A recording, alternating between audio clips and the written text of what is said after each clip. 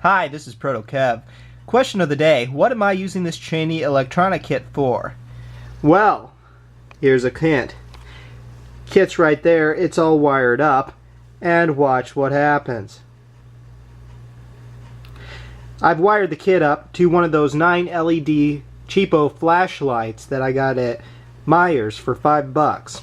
So total cost, $10, a little bit of time, a little bit of soldering, and there you go. Till next time when I figure out the rest of the lights.